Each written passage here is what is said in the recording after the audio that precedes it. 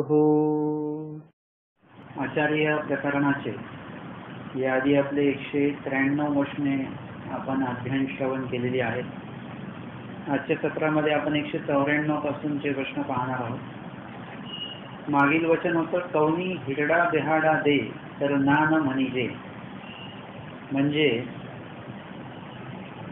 हा जो वचन सारोळा चालू आहे की तुमचे महारोग न बदती, म्हणजे आजार काही होणार नाहीत, परंतु जर का झाले तर ते कसे होतील? साने ताने आजार होतील. आणि मग त्या साने ताने जे आजार असतील ते आपण काय करायचे? भोगे निमन, म्हणजे ते भोगून आपण ते सहन करायचे आहेत, असं त्याच्यामध्ये सांगितलेलं आहे. आता नुसतं सहनच करावे का?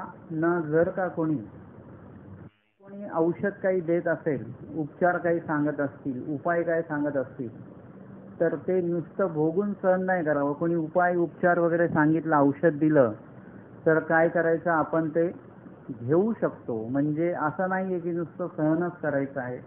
त्याचा औषध उपचार सुद्धा जर का प्राप्त होत असेल तर तो आपल्याला करायचा आहे, असं या मागील वचनामध्ये आपण पाहिलं. आता हे झालं स्वतः विषय. जर का आपण स्वतः आजारी पडलो तर मग स्वतः आपण काय उपचार करायचे आहेत, उपाय करायचे आहेत, कसं भोगायचं आहे, सहन करायचं आहे, हे आपण या वचनांमध्ये पाहिलं. परंतु जर का आपल्या सोबतचे जर का कोणी आहेत,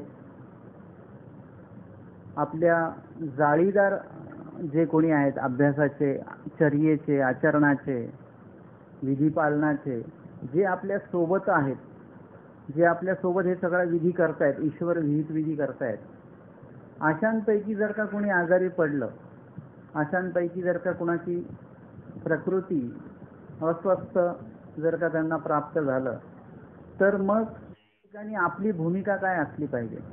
आपण काय करायचं? हे कसं आहे की एक नित्यविधी मागे सांगितला. नित्यविधी म्हणजे स्वतःची सेवा करायची आहे. आता इथे पुढून निमित्तविधी सांगतायत. निमित्तविधी म्हणजे आपण इतरांची सेवा करणं, आपण इतरांना धर्माला आधार देणं, इतरांना ज्ञान देणं, इतरांना धर्माविषयी सक्षम करणं, आचरणाच्या चर्येचा जो काही प्रवास आहे त्याच्यावर त्यांना आरूढ करणं, हे सगळ्या निमित्तविधी आहेत. म्हणजे इतरांच्या बाबतीमध्ये आपण धर्मरूप जे काही गोष्टी करतो त्याला म्हणतात निमित्तविधी, आणि स्वतःच्या बाबतीमध्ये आपण जो विधी करतो त्याला म्हणतात नित्यविधी. आता या ठिकाणी या वचनामध्ये आपल्याला निमित्तविधी या ठिकाणी स्वामी सांगतात की आपुल्या पडल्याची शुश्रूषा की जे. आपुल्या पडल्याची म्हणजे जो व्यक्ती म्हणजे अनुसरलेला आहे आणि ते जर का अशक्य झाले, आपुल्या म्हणजे अनुसरल्याची, ईश्वर साधकाची, पडल्याची, आपुल्या पडल्याची. आता पडला म्हणजे काय झाला की त्यांचं जे काही साधन सुरू होतं, स्मरण साधन असेल, दीक्षा साधन असेल, आटन विजन दीक्षा भोजन साधन असेल, अजून काही ईश्वर विहित सेवा दास्य असेल, अशा त्या विधीमध्ये ते रत आहेत. तो विधी त्यांचं सुरू आहे आणि तो विधी सुरू असताना एकाएकी त्यांचं जे काही प्रकृती आहे ती प्रकृती बिघडली आणि त्यामुळे त्यांचा तो विधी थांबलेला आहे, ठाकलेला आहे. एखादे व्यक्ती आटन करतायत आणि त्यांना जर का ज्वर आला, ताप आला, तर त्यांचं ते आटन थांबणार आहे. किंवा अधिक प्रमाणामध्ये जर का काही प्रकृती अस्वस्थ झालं तर मग काय होईल? कधी कधी स्मरण सुद्धा होणार नाही. म्हणजे असं ताप असतो की एकदम डोक्यात वगैरे गेलं की काय होतं की माणूस पूर्ण बेशुद्ध अवस्थेसारखा असतं. शुद्ध बेशुद्ध, शुद्ध बेशुद्ध, म्हणजे आसपासच्या वातावरणाचं कुठल्याही प्रकारे भान नसतं. म्हणजे हे काय झालं? आपुल्या, हे झालं पडणं झालं. आहे जो विधी सुरू आहे त्यातनं हे जे काही खंडत्व त्याच्यामध्ये आलेलं आहे त्याला म्हणतात पडणं. आता जर का असं काही झालं म्हणजे त्यांच्या दृष्टीने ते लाभदायक ते नाहीच आहे, कारण की त्यांचा तो विधी त्या ठिकाणी थांबलेला आहे. आता आपल्याला काय करायचं आहे की अशीच व्यक्ती शोधायची आहे की जी आधी विधीमध्ये होती आणि आपण त्यांचं सेवा दास्य करून जर का ते विधीवर पुन्हा आरूढ होणार असतील अशाच व्यक्तींची सेवा करायची.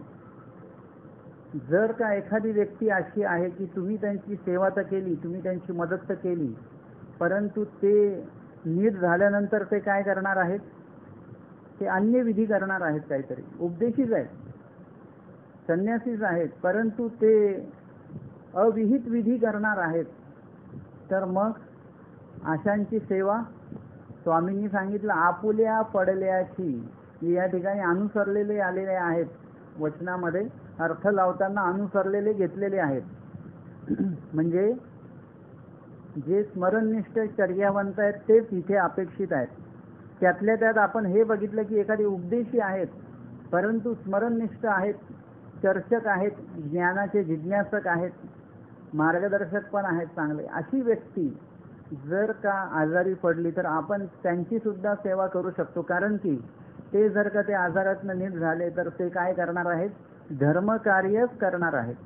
अशा व्यक्तीची सेवा आपल्याला करायला जर का मिळाली तर ते अधिक चांगलं. म्हणजे जर का 2 ऑप्शन असतील तर त्यामध्ये तुम्ही यांना निवडू शकता. यांची जी सेवा आहे चर्यावंताची, अनुसरल्याची, भक्ताची, ज्ञानियाची, जिज्ञासक, चर्चक, स्मरणनिष्ठ, धर्मदायक विधी सगळे जे करणारे व्यक्ती आहेत त्यांची सेवा तुम्ही सहजपणे स्वीकारू शकता. म्हणजे आवडीने ती स्वीकारायची आहे.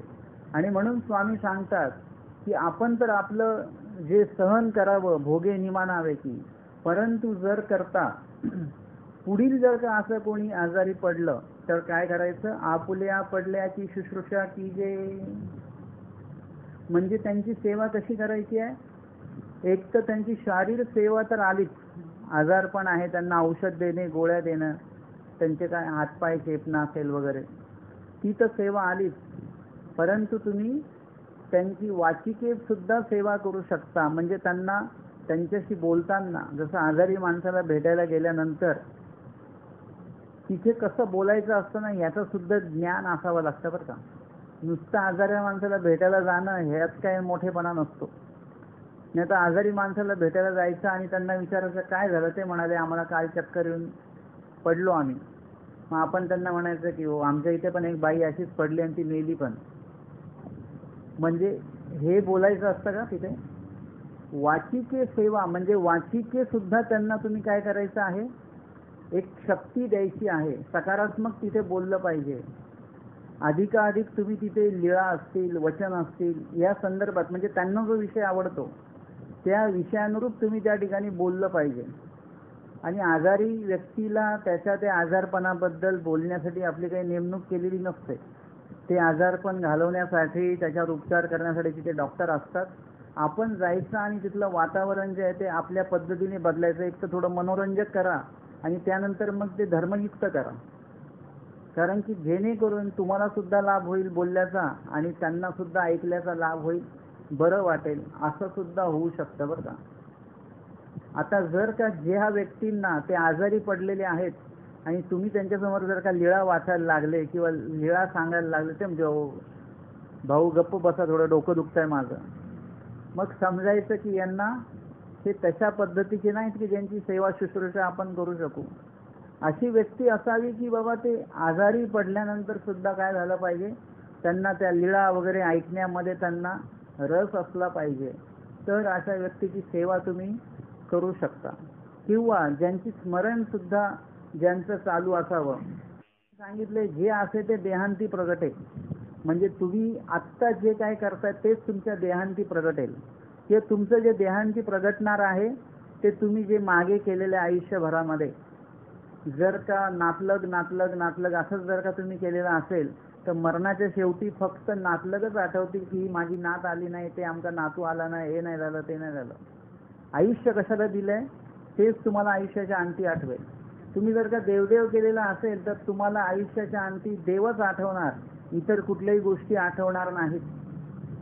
आचार्य भटोबास यांचं जेव्हा शेवटचा काळ जवळ आला तेव्हा त्यांनी काय सांगितलं, म्हणजे आधी तर ते म्हटले की महावाक्य निर्वचन वगैरे याच्याविषयी चर्चा वगैरे निरूपण झालं, परंतु मग विशिष्ट वेळानंतर ते बोलले की आता माझ्याशी कोणी बोलू नका, माझा अंथरूण कुठे घाला, जे तर नाथोचे देह गेले त्या ठिकाणी माझा आता अंथरूण टाका आणि माझ्याशी कोणी आता बोलू नका. म्हणजे शेवटचा काळ जो आहे तो असा का गेला त्यांचा, स्मरणात का गेला, स्मरणात कसा काय उपयोगी लागला?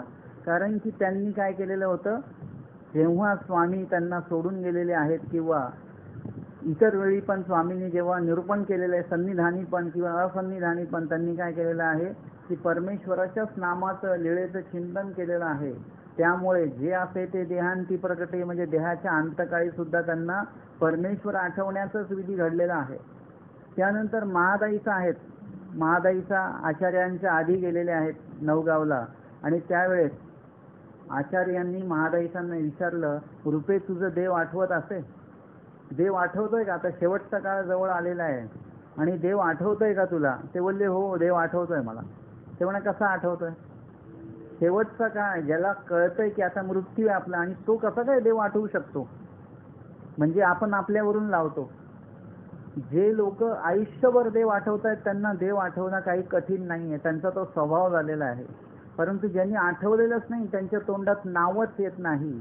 आपल्याला ठेस लागली, काय झालं, भीतीदायक काय बघितलं तर अगं आई ग आणि अरे बापरे, हे दोनच शब्द आपण वापरतो. बाकी अरे देवा, श्री चक्रधरा वगैरे असे शब्द कधी आपल्या मुखामध्ये येत नाहीत, कारण की आपण कधी देवच आठवत नाही. अंतिम काळ आपला कसा ठेवायचा आहे आपल्याला, चांगला की वाईट, त्रासयुक्त मृत्यू पाहिजे की शांततेत मृत्यू पाहिजे, हे सगळं आत्ता आपण ठरवू शकतो आणि त्यानुसार आपल्याला तो मृत्यू मिळेल. जर का देव आठवत असाल तुम्ही आता, तर तुमचा मृत्यू सुद्धा कसा येईल, शांततेमध्ये येईल, सात्विकतेने येईल. अजिबात आपला कुणाला त्रास नाही, कुणाचा आपल्याला त्रास नाही आणि समजणार सुद्धा नाही. तर हे आहे सध्या, म्हणजे आपल्याला कसं हे करायचं आहे. बाबतीमध्ये हा प्रकार होता की त्यांनी आयुष्यभर देव आठवलेला असल्यामुळे अंतकाळी जेव्हा त्यांना भटोबास विचारतात कसा देव आठवतोय, ते म्हणाले की मला वज्री घडवताना जी काही पूर्ण लीळा आहे, स्वामी बसलेले आहेत, कसे बसलेले आहेत, कसं ते वज्री घासतायत स्वामी, हे सगळं काय ते आठवतं आहे. म्हणजे बघा, महादाईसांना स्वामींनी ही लीळा दाखवलेली होती बेलापूरला आणि बरोबर त्यांनी ती लक्षात ठेवलेली आहे आणि ती लीळा प्रामुख्याने ते आठवत आहेत. साहजिकच सोबतच इतर लीळा सुद्धा त्यांना आठवत असतीलच, परंतु ती लीळा प्रकर्षाने त्यांना आठवते, कारण की त्यांना विशेष प्रकारे दर्शन स्वामींनी त्या लीळेमध्ये दिलेलं होतं. तर अशा पद्धतीचे जे लोक आहेत की ज्यांच्या मृत्यूसमयी ज्यांना देव आठवणार आहे, त्याचं लक्षण आपल्याला आत्ताच दिसतं आणि आत्ता सुद्धा ते देवच आठवत आहेत असं जर का आपल्याला ते दिसतंय, तर अशा व्यक्तीची ते कोण आहेत, आपुले आहेत ते. जसं माळेकराच्या दृष्टांतामध्ये सांगितलेलं आहे, ऐसी अनुकंपा उपजो नेदावी, म्हणजे कुणाचीही अनुकंपा उपजो नेदावी. कुणी चाललंय आणि त्याची कुणी तुम्ही सेवा करतात. खूप लोकांचा आक्षेप आहे, असं कसं काय मानवा पंथामध्ये अमक्याला आंधळ्याला बहिऱ्याला काही द्यायचं नाही, असं कसं काय, मदत का नाही करायची, समाजसेवा का नाही करायची?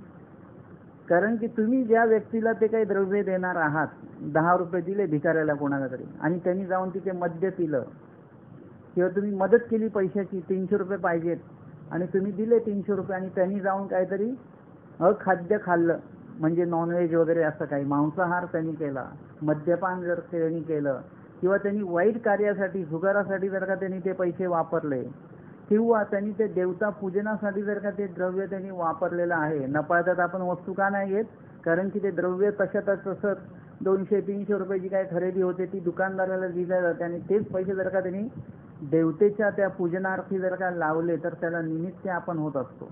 म्हणजे या सगळ्या गोष्टी बघाव्या लागतात.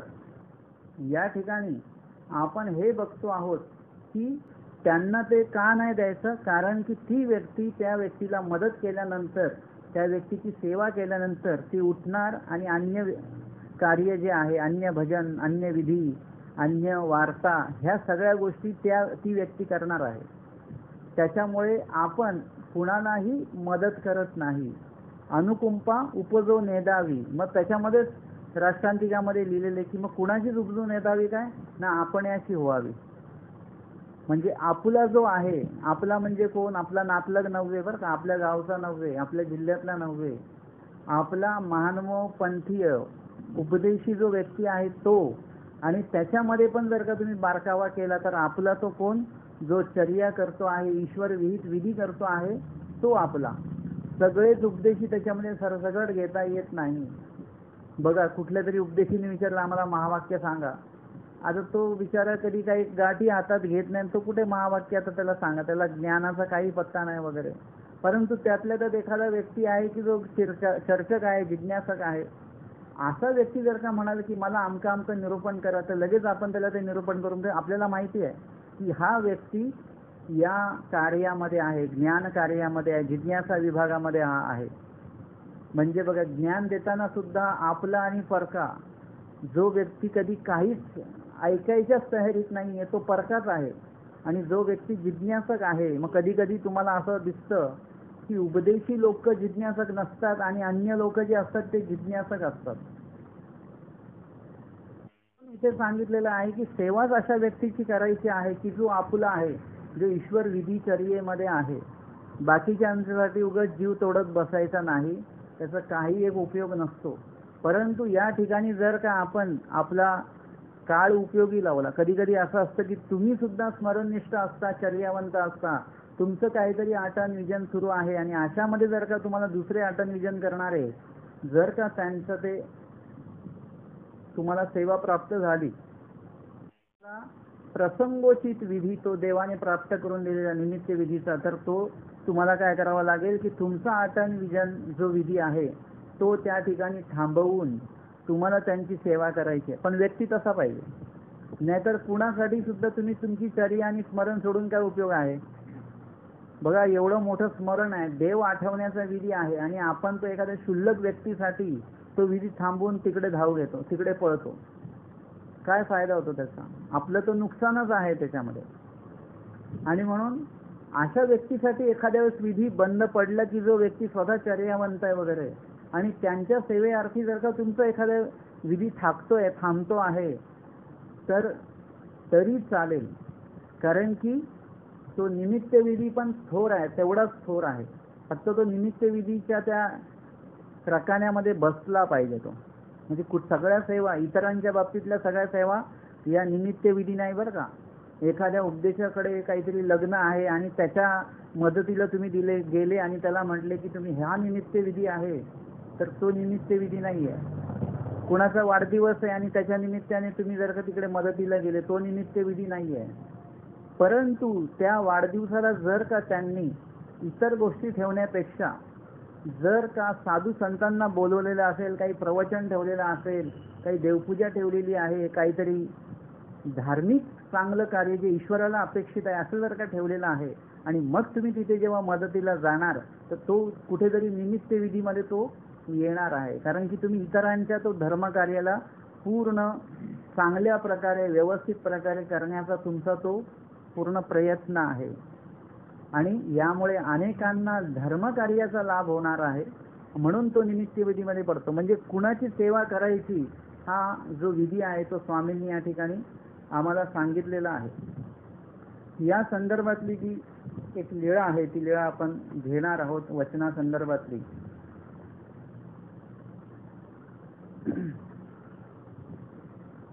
मागच्या सत्रामध्ये पण घेतलेली आहे. ही लीळा आहे जालन्याची. एकदा जेव्हा भट्टोबास आचार्य थकून आलेले आहेत,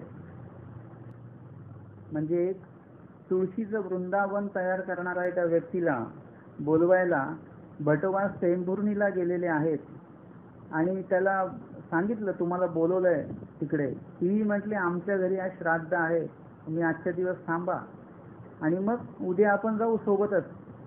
मी भट्टोबास म्हणतात तुम्ही पाहिया, म्हणजे तुम्हाला पाहिजे तेव्हा तुम्ही या, मी आजच्या आज निघून जाणार. म्हणजे तारतम्य बघितलं पाहिजे. कुणीतरी म्हटलं थांबा, तुम्ही चालले सत्संगाला आणि त्यांना बोलवायला गेले, ते म्हणाले आम्हाला थोडा अर्धा तास लागेल, तुम्ही तोपर्यंत थांबा, मग आपण सोबत जाऊया. मग तुम्ही म्हटलं हो चालेल, आपल्याला पण सोबतच पाहिजे. आपला जेव्हा मृत्यू होईल तेव्हा येतील का ते सोबत? त्यांना म्हणायचं चला माझा मृत्यू आलाय, तुम्ही पण चला सोबत. ते म्हणतील नाही बाबा.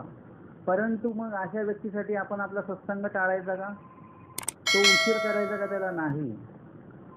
जर त्यांनी म्हटलं की मला वेळ आहे, मला थोडं 15-20 मिनिटं लागणार आहे, तर त्यांना सांगायचं तुम्हाला जेव्हा यायचं तेव्हा तुम्ही या, परंतु मी चाललेलो आहे पुढे, आणि म्हणून आपण निघून यायचं, आपण आपला वेळ वाया घालवायचा नाही. भटोबासांकडनं हा जो गुण आहे तो आपण घेऊ शकतो. ते म्हणतात मी आजी जाईन, मी आत्ताच्या आत्ता मी निघणार. तैसेची भट विळुनी मागुते आले. आचार्य जे आहेत ते लगेच संध्याकाळी माघारी परतलेले आहेत. स्वामींजवळ पोहोचले, दंडवते घातली, श्रीचरणा लागले आणि उठीता म्हटले जीजी ते उद्या येती. दंडवत घालून उठले आणि मग क्षेम वार्ता सांगितली की ते उद्या येणार आहेत. तैसेची भट लिंगाचे देवळेसी गेले आणि भटोबा खूप थकलेले होते. त्या देवळाच्या इथे भटोबास गेले आणि ते पाठी घातली आणि ते झोपले, खूप थकलेले होते. महादाईचे तयाची पाठीवरील पाय देत होती. महादाईचा त्यांच्या पाठीवर पाय देत होत्या. सर्व गोसावी लघु परिहाराशी बीजे केले. आमचे स्वामी परिश्रयाला आलेले आहेत. महादाईची गोसाव्या ते देखिले आणि बिहाली. महादाईचा भटोबासांच्या पाठीवर पाय देत होते आणि तेवढ्या स्वामींना बघून महादाईचा घाबरल्या. बघा म्हणजे किती सभ्यपणा आहे. वास्तविक बघायला गेले तर महादाईचा या भटोबासांच्या बहीण आहेत, परंतु तरीही महादाईसांचा जो सभ्यपणा आहे, ही सौजन्यता जी आहे, व्यावहारिक गुण आहे, की स्वामींच्या समोर कशी काय ही सेवा करायची. आणि मग पाठीवरून उतरली, स्वामींच्या श्रीचरणाला लागल्या आणि स्वामींना त्यांनी विनंती केली, जीजी नागदेव भागला असे तरी याची पाठी मज रगडू येईल. म्हणजे हा थकलेला आहे. आता आचार्य कशासाठी गेलेले होते?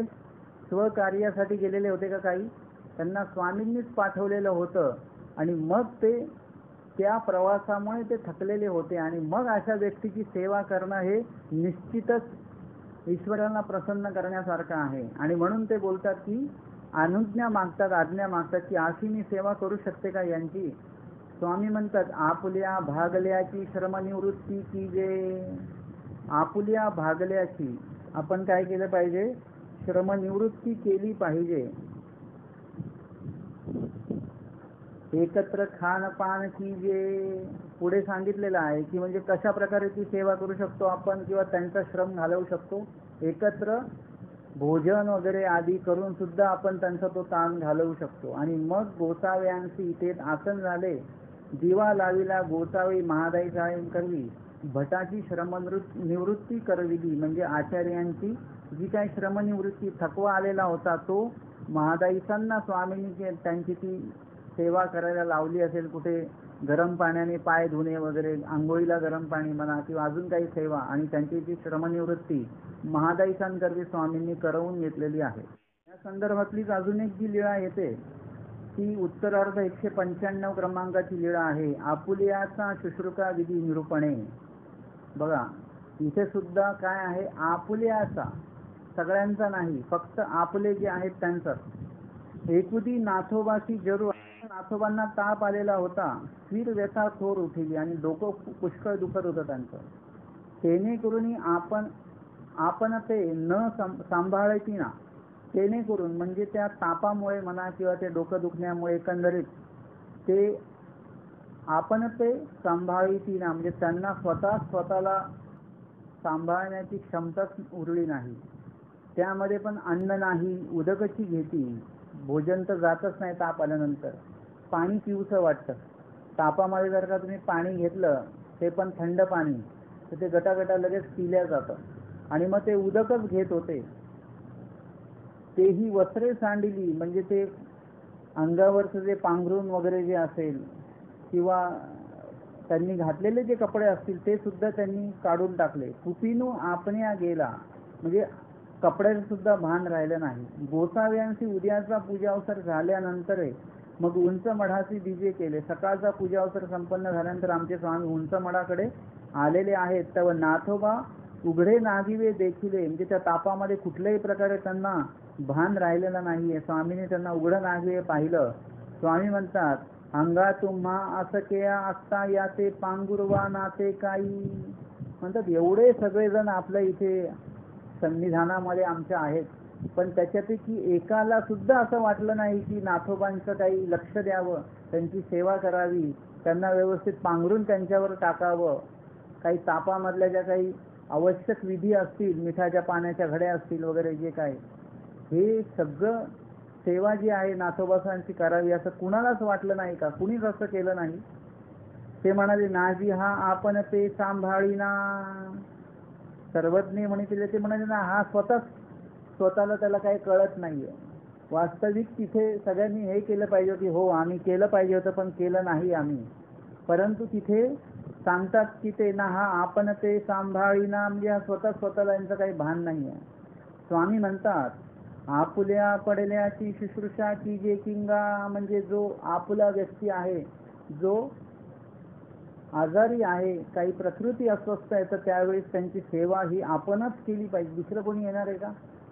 ते सांगतात संन्यासाचं मड ते संन्यासालाच उचलावं लागतं. जर का मुंगी मेली तर मुंगी मेल्यानंतर तिला कोणी ॲम्ब्युलन्स येते का घ्यायला? त्या 4-5 मुंग्या मिळून काय करतात, तिला नेतात, तिची सेवा करतात किंवा काही अंत्यविधी करत असतील ते. कावळा मेला तर काय होतं, सगळेच कावळे जमा होतात बरं का. म्हणजे जो तो आपला कोण आहे त्याच्याकडे लगेच लोक खेचल्या जातात. तसंच या ठिकाणी सांगतात, आपला जो आहे तो जर का असा अशक्त झाला तर त्याची निश्चित सेवा करावी. मग गोसावी कुपिनू सरिसा केला, पांघरुविले मग दिजे केले. स्वामींनी मग ती सेवा जी आहे त्यांची ती करविली, व्यवस्थित त्यांचे कपडे केले, पांघरून टाकले त्यांच्या अंगावर, आणि मग स्वामी डीजे करतात. अशा प्रकारे या वचनातनं आपण अनेक पैलू बघितलेले आहेत की आपुल्या पडल्याची शुश्रूषा कशा प्रकारे आपल्याला करायची आहे ते आपण या वेळेतनं, या वचनाच्या माध्यमातून आपण बघितलेलं आहे. आता आपुल्या पडल्याची शुश्रूषा कीजे हे सांगितलेलं आहे. पण प्रसंगोचित आपल्याला कधी कधी असं करावं लागेल, शुश्रूषा करायची म्हणजे पचन पाचन सुद्धा करावं लागेल. पचन पाचन म्हणजे भोजनादी पदार्थ जे आहेत ते कधी कधी बनवावे लागतील. आजारी व्यक्तीला काही पेज द्यायची असेल, काही गरम पाणी करून द्यायचं असेल, अशा काही गोष्टी कराव्या लागतील. मग ते करताना आपण स्वतः करायचं का? कारण की आता जी व्यक्ती सेवा करणारी आहे ती सुद्धा आटनामध्ये आहे, त्यांच्याकडे कुठल्याही प्रकारचा संग्रह नाही आहे वस्तूंचा, पदार्थांचा. आता जर का त्यांना अशा काही गोष्टी करायच्या असतील तर त्यांना संग्रह जमा करावा लागेल, चूल मांडावी लागेल, काहीतरी भांड पात्र ते आहे ते प्राप्त करावं लागेल, आणावं लागेल कुठून तरी. संदर्भात जे जे काही बनवायचं आहे त्या ते साहित्य त्यांना तिथे गोळा करावा लागेल, म्हणजे तो संग्रह झाला. मग अशा व्यक्तींनी जे नित्यविधीमध्ये आहेत, एकटे आहेत, आठन विजनामध्ये आहेत, अशांनी मग आता ते पचन पाचनासाठी मग त्या गोष्टी कराव्यात का? तर स्वामी सांगतात, पचन पाचन न कीजे, म्हणजे पचन पाचन करू नये. या संदर्भातली लीळा जी आहे उत्तरार्ध 196 क्रमांकाची आहे. पचन पाचन निषेध निरूपण. दोमीग्रामी अवस्थान. एक वेळ भट नाथोबा कवणा एका व्यापारा बिडासी गेले. बीडला गेलेले होते कुठल्या तरी एका व्यापारासाठी, आणि सोबत होते भटोबास आणि नाथोबा. दोमीग्रामी स्वामींचं अवस्थान होतं, आणि तिथून हे सर्व म्हणजे भटोबास आणि नाथोबा दोघं जण हे काही कामानिमित्ताने बिडाला गेलेले होते. नावेक वेळ झाली आणि काही वेळ झाला, मार्गी भूक लागली आणि येताना रस्त्याने भूक लागली, म्हणून एका करवी रांधविले. कुणाला तरी काय सांगितलं? जेवण बनवायला सांगितलं. मागुते एका पेना आपणची रांधुनी जेविले, आणि नंतर पुढे येऊन नंतर एका मुक्कामी, एका पेना म्हणजे एका मुक्कामी त्यांनी काय केलं, स्वतःच जेवण बनवून ते जेवले स्वतःच. ऐसे गोसाव्यांपाशी आले आणि मग सगळं आटपून देवाकडे आलेले आहेत. अवघा पूर्ववृत्तांत सांगितला, आणि त्यांनी सांगितलं प्रवास कसा झाला, कसा गेलो, कसा आलो. त्याच्यामध्ये ह्या 2 गोष्टी पण त्यांनी सांगितलेल्या आहेत. आणि मग स्वामी म्हणतात, वानर्या तुम्ही महात्मे किंगा महात्मेनी पचन पाचन न कीजे. तुम्ही महात्मे आहात, तुम्ही पचन पाचन वगैरे असं काही करायचं नाही. भिक्षा मागून जेविजे की. नित्यविधीमध्ये असताना तुम्हाला काय करावं लागेल? भिक्षा वगैरे मागूनच जेवायचं. मग तो संग्रह गोळा करत बसायचा नाही. परंतु निमित्त विधीमध्ये असाल तर, आता समजा आश्रम आहे, सांगितलं ज्ञाता विरक्ताचा संग कीजे, मग अशा वेळेस जर का परिवार असेल, मार्ग असेल, ज्या काळी भटोबासांचा मार्ग होता निंद्याला, त्यावेळी भिक्षा मागूनच सर्वजण भोजन करायचे. परंतु दुष्काळ पडला आणि त्यामध्ये काय झालं की भटोबासांना समजू नये की भिक्षा मिळतच नाहीये, कमी मिळते. मग हे गुरुकुळ काय करायचं, त्या झोळीमध्ये कापडाचे चिंध्या खाली ठेवायचे आणि वरून चपाती वगैरेचे, भाकरीचे जे काही तुकडे असतील हे सगळं वर ठेवायचे, जेणेकरून वाटायचं की एवढी भिक्षा आहे म्हणून. वास्तविक तेवढी भिक्षा नसायची, थोडीशीच असायची, परंतु त्या चिंध्यांमुळे ती जास्त वाटायची. भटोबासांना ते भिक्षा आणल्यानंतर ते दृष्टपूत केल्या जायची, आचार्य ते दृष्टपूत करायचे. आणि त्यानंतर एकदा त्यांना असं काहीतरी जाणवलं की काहीतरी आहे, आणि म्हणून त्यांनी काय केले, ती झोळी जी दृष्टपूत कोणीतरी केलेली होती त्याला खालून हात लावला तर ती एकदम हलकी लागली. बघतात का आतमध्ये चिंध्या. आणि मग भटोबासांनी विचारलं, हे काय, तुम्ही आतापर्यंत आम्हाला सांगितलं ना. ते म्हणाले, त्यांनी जे सहन सगळं भोगे निमाना व्हायची. आचार्य म्हटलं, अरे हे असं सांगायचं. आणि मग त्यांनी भटोबासांनी अखंड गुरुकुळाला मार्गाला दंडवत घातला की माझ्याकडे जे काही म्हातारदाम आहे, म्हातारदाम म्हणजे कधीतरी अशा प्रकारे तातडीच्या वेळेस मार्गाच्या उपयोगी पडणारं द्रव्य म्हणून जे जमवलेलं असतं. द्रव्याचा संग्रह करू नये म्हणजे नाहीच करू असं नाही बरं का. कधी कधी तुम्हाला जेव्हा 4 लोक तुमच्या सोबत आहेत त्यावेळी जो मुख्य व्यक्ती आहे त्याला जबाबदारी म्हणून काही ना काही संग्रह ठेवावाच लागणार आहे. जसं मुलं सोबत आहेत, लहान लहान मुलं, मोठ्यांना काय करावं लागतं, सोबत खाण्याच्या वस्तू. मोठ्यांना खायचं नसतं, परंतु छोट्यांची व्यवस्था म्हणून ते ठेवावं लागतं. तसं तुम्ही वैयक्तिक तर तुमची भिक्षा मागाल सगळं आहे, परंतु गुरुकुळ जो तुमच्या सोबत आहेत, मग त्याच्यामध्ये तरुण व्यक्ती तर आहेतच, पण काही म्हातारी व्यक्ती सुद्धा आहेत, वयस्कर मंडळी सुद्धा आहेत दीक्षित. मग त्यांना कुठे भिक्षेला पाठवणार तुम्ही, किंवा एवढ्यांची भिक्षा मिळेलच असं काही नाहीये. भिक्षा मिळेल, सहाय्य होईल, परंतु मिळेलच असं पण नाही. काही भिक्षा म्हणजे पारढिगा सांगितलेला आहे. मग अशा वेळेस काय तर म्हातारदाम हे जे काही द्रव्य जमा आहे ते आचार्याने सांगितलं याचं काही विकत आणा आणि इथे रांधा. म्हणजे निमित्त विधीमध्ये तुम्हाला कधी कधी हे या गोष्टी कराव्या लागतात. प्रत्येक जण भिक्षेला जाऊ शकत नाही. आता एखाद्या ठिकाणी समजा जाधववाडी समजा आपण घेतलं, तिकडे 1,500 लोक आहेत, तर 1,500 लोक भिक्षेला रोज जाऊ शकतात का? नाही जाऊ शकत. त्यांनी तिथे नेमलेले असतं, तिथे लिहिलेलं असतं एका बोर्डवर, आज कोण कोण भिक्षेला जाणार आहेत ते निवडून ते लोक, म्हणजे त्यावेळेस त्या दिवशी आजच्या दिवशी एवढेच लोक भिक्षेला जातील. जर का बाबांनी सूट दिली तर 500 लोक जरी भिक्षेला गेले तरी किती होईल, म्हणजे रोजचं ते शक्य नाहीये. म्हणजे इथे काय करावं लागेल तुम्हाला, व्यवहार गुण जो आहे तो व्यवहार भाग बघावा लागेल. असं नाही की बाबा स्वामींनी भिक्षा सांगितली म्हणजे भिक्षाच मागा, असं नाही. मग आम्हाला मामाजींनी जे सांगितलेलं आहे की आता तर तुम्ही समजा आचरण केल्यानंतर, अभ्यास केल्यानंतर तुम्ही जेव्हा आटन विजनाला जाल तेव्हा तुम्ही भिक्षा मागाल तेव्हा तो घडणार आहे. परंतु आत्ता या ठिकाणी आपल्याला काय करायचं आहे, त्याची जी काही तयारी आहे त्या भिक्षेची, मुख्य भिक्षेची तयारी जी आहे तुम्हाला इथे करायची आहे. मग काय करायचं, जे काही पाळं येतं ते पाळं भिक्षा म्हणून घ्यायचं. तुम्हाला कोणी चहा देत आहे भिक्षा म्हणून घ्या. तुम्हाला कोणी काही भाकरी देत आहे, मग ती कशी आहे, जळालेली आहे, कशी असे ना, ती देतायत ती घ्यायची, भिक्षा म्हणून घ्यायची. मनात तो भाव असला पाहिजे. भाजी घेताना ती घट्ट द्या, पातळ द्या, तेल द्या असं नाही, जी देतायत ती द्या, भिक्षा म्हणून ते घ्यायचं. जेवढं भेटलं, पात्री पडिले भोजन केले, जेवढं भेटलं तेवढं, जे नाही भेटलं ते मागायचं नाही. म्हणजे हा नियम जो आहे तो तुम्ही आत्ता जर का पाळलं तर तुम्ही ती मुख्य भिक्षा जी आहे ती मुख्य भिक्षा तुम्ही पाळू शकता. स्वामींनी जे सांगितलेलं आहे की पचन पाचन न कीजे, भिक्षा मागून जेवीजे, कारण की याच्यातनं स्वामींनी आपला जो हिंसा दोष आहे, आपला जो वेळ वाया जाणार आहे, एक पदार्थ जर का तुम्हाला बनवायचा असेल तर कितीतरी वेळ जातो. जर का तुम्हाला जेवणामध्ये 3 ते 4 पदार्थ बनवायचे असतील, तुमचा कितीतरी वेळ ते जेवण बनवण्यात जातो. ते जेवण बनवण्यासाठी जे काही अग्नी प्रज्वलित होतं त्याच्यामध्ये कितीतरी आपलं हिंसा त्याच्यामध्ये होत असते. म्हणजे ह्या सगळ्या प्रकारचा दोष टाळण्यासाठी आणि तेवढ्या वेळ जर का तुम्ही देवदेव आठवला नाही, देवाचं नामस्मरण केलं नाही, तर तो एक परत दोष असतो.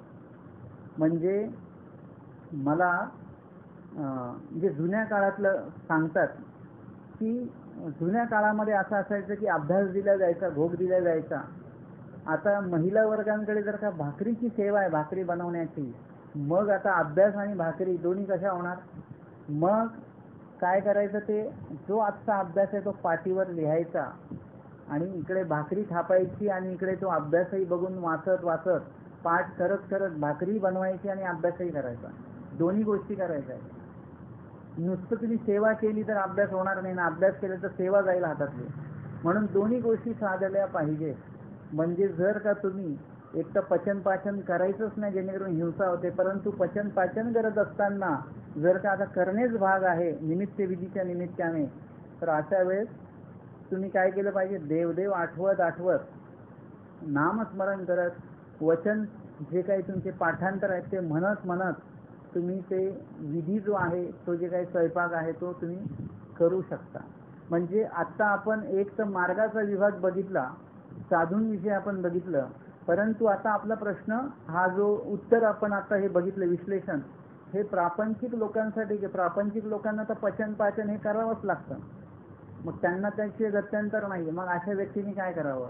मग अशा प्रकारे महिला वर्गाने काय केलं पाहिजे की पचन पाचन करत असताना त्यांनी आपलं देव सुद्धा आठवलं पाहिजे. उगाच काहीतरी बडबड करण्यापेक्षा, कुणावर रागवण्यापेक्षा आणि कुठली तरी सिनेमाची गाणी ऐकत स्वयंपाक बनवण्यापेक्षा, सिरियल लावून स्वयंपाक बनवण्यापेक्षा आपण काय केलं पाहिजे, नाम स्मरण करत करत आपण ते पचन पाचन करू शकतो.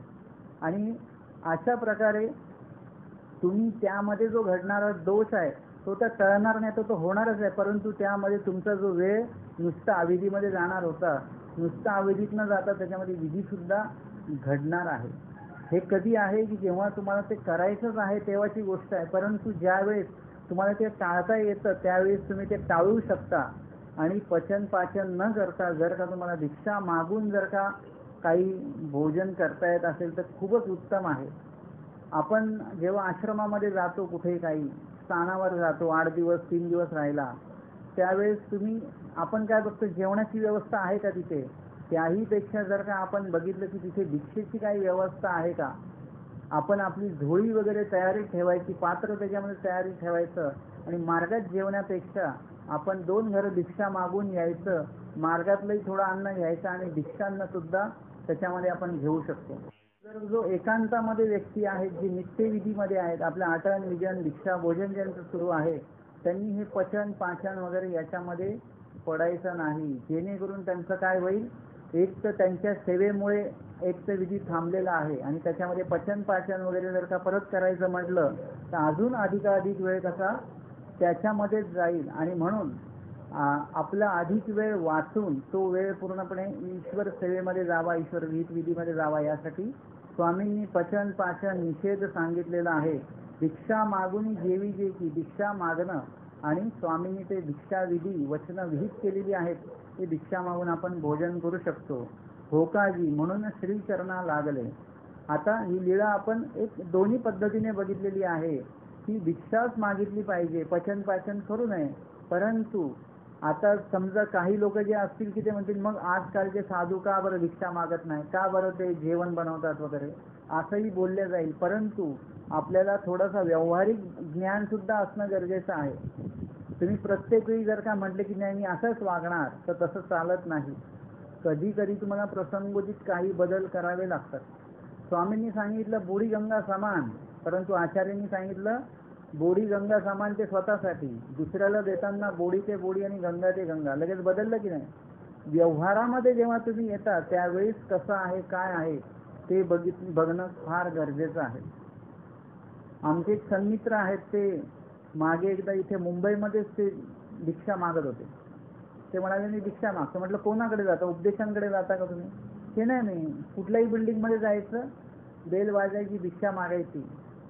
म्हटलं मुंबईमध्ये भिक्षा मागू नका. ते म्हणे काय नाही आपलं. मला काही नाही वाटत. म्हटलं तुम्हाला काय नाही वाटत, पण मुंबईमध्ये तुम्हाला माहिती आहे का कोण घर कुठलं आहे, कोण मुसलमान आहेत, कोण कोण वेगवेगळ्या याचे आहेत, धर्मापंथाचे आहेत, कोणी खाणारे आहेत. बहुतांशी मुंबईमध्ये 90% लोक हे नॉनव्हेज खाणारे असतात. आता त्यांच्या दृष्टीने तुम्ही कोण आहात? साधू नाहीच आहात तुम्ही, कोणतरी असेच. प्रत्येकजण काही एवढं सात्विक किंवा धार्मिक नसतं. आता त्यांनी जर का तुम्हाला, त्याच्या घरात जर का नॉनव्हेज बनलेलं आहे आणि तुम्हाला जरी त्यांनी व्हेज वाढलं तरी पण काय होणार आहे, त्याच्या घरी तर ते बनलेलं आहे ना, बनत आहे. खेडेगावाकडे असं नसतं बरं का. खेडेगावाकडे जर का तुम्ही गेलात तर एखादे मुसलमान असतील, त्यांच्या घरी तुम्ही भिक्षेला गेलात तर ते सांगतात बाबा आम्ही मुसलमान आहे, पुढे जा. किंवा एखाद्याने ते नॉनव्हेज खाणारे आहेत त्यांनी बनवलं तर ते प्रामाणिकपणे सांगतात की आम्ही बनवलेलं आहे, ते तुम्हाला चालणार नाही आमच्याकडचं, हे स्पष्ट सांगतात ते गावाकडचे लोक. तसे शहरातील लोक सांगतील का? कोणीतरी काहीतरी वेगळंच वाढून दिलं मग काय करणार ते भिक्षेमध्ये. म्हणून प्रसंगोचित तुम्ही जर का अशा ठिकाणी आहेत जिथे भिक्षा सहज शक्य आहे तर तिथे नक्कीच भिक्षा मागायची. पण ज्या ठिकाणी अशी अडचण असेल मग तिथे भिक्षा मागू नये. वेगळं काय अनिष्ट जोडण्यापेक्षा तो विधी न केलेला चांगला. आता तुम्ही म्हणाल तसं काही नाही, केलंच पाहिजे. तर आता जर का चातुर्वर्ण्यं चरेत भिक्षं स्वामींनी सांगितलंय, परंतु तरीही जे काही जी ब्राह्मण, क्षत्रिय, वैश्य आणि शूद्र या व्यक्तींकडे यांच्या घरी कधी भिक्षा मागायला जाण्याचा नाही, म्हणजे तो विधी नाहीये. का बरं? म्हणजे तो स्वामींनी नाही सांगितलं आपल्याला यांच्याकडे भिक्षेला जाऊ नका, परंतु तो आपण व्यवहार ज्ञानामध्ये जेव्हा आपण आलो, देवासाठी सगळे सारखेच. एखादा शूद्र व्यक्ती जर का उपदेशी असेल तर मग त्याच्या घरी जावं. जर का देवाने सांगितलं असतं शूद्र व्यक्तीकडे भिक्षेला जाऊ नये, कारण की तो त्या व्यक्तींकडे खाण्यापिण्याचं प्रमाण अधिक प्रमाणामध्ये असतं की नाही, अधिक प्रमाणामध्ये असू शकतं, असं म्हणून जर का स्वामींनी सांगितलं असतं तर आपण उपदेशी शूद्रांकडे सुद्धा जेवायला गेलो नसतो.